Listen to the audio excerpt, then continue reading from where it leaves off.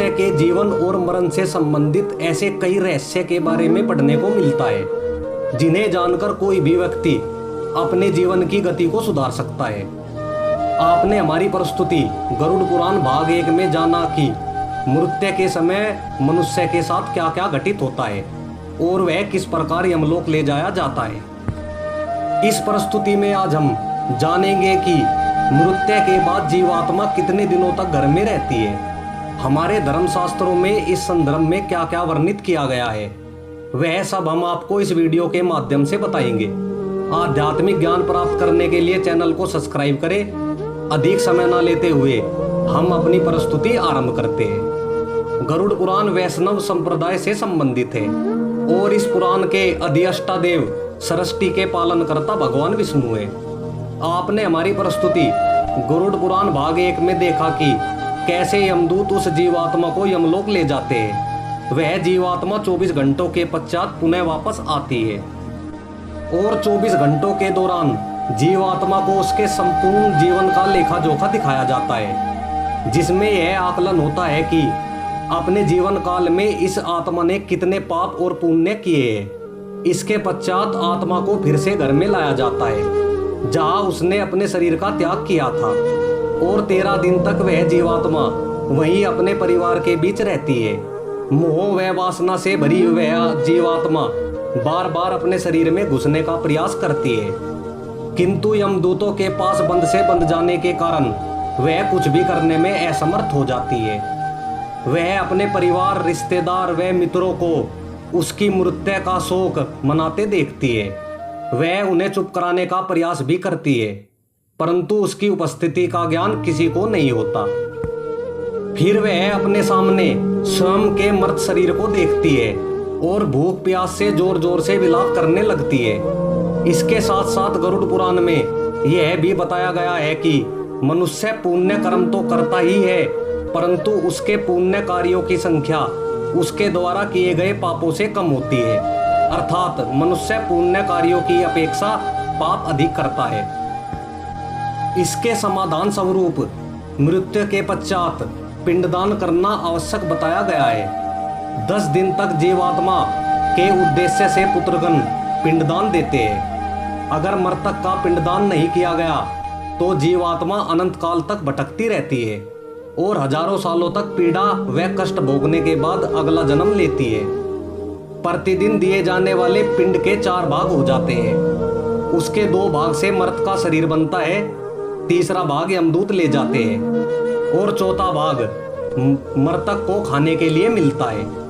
9 दिन रात में प्रेत पुनः शरीर युक्त हो जाता है। शरीर बन जाने पर 10वां पिंड प्राणी को अत्यधिक भूख लगने के कारण आहार रूप में दिया जाता है।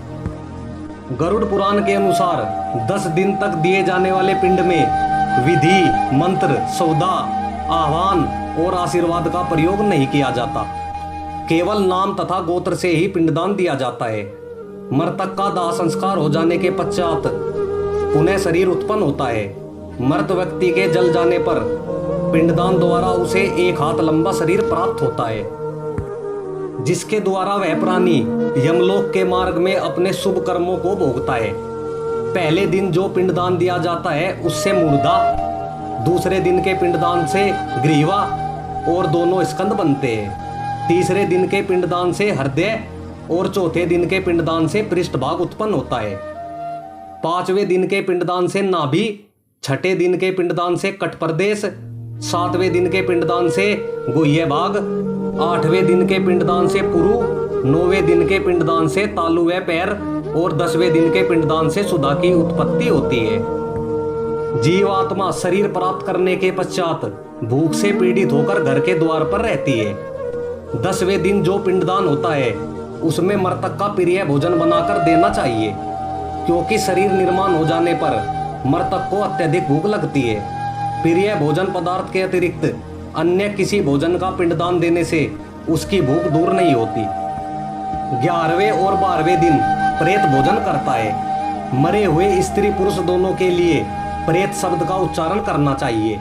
उस दिनों दीप, जल, वस्त्र जो कुछ भी दिया जाता है उसे प्रेत शब्द के द्वारा देना चाहिए। क्योंकि वह मृतक के लिए आनंददायक होता है। 13वें दिन पिंडज शरीर धारण करके भूख प्यास से पीड़ित वह प्रेत यमदूतों के द्वारा महापथ पर लाया जाता है और यहाँ से इसकी यमलोक की यात्रा आरंभ होती है। मनुष्य अपने कर्मों के कारण ही मृत्यु के पश्चात होने वाली यातनाओं को भोगता है। जो व्यक्ति जितना पापी होगा उसका अंतिम मार्ग उतना ही कठिन होता है और वह जितना पुण्यकारी, निष्कपटी और भगवत प्रेमी होगा उसकी स्वर्ग की यात्रा उतनी ही सरल और सुखदायी होगी। इसलिए हमें यह ध्यान रखना चाहिए कि कर्मों का फल जीते जी ही नहीं, मृत्यु के पश्चात भी भोगना होगा।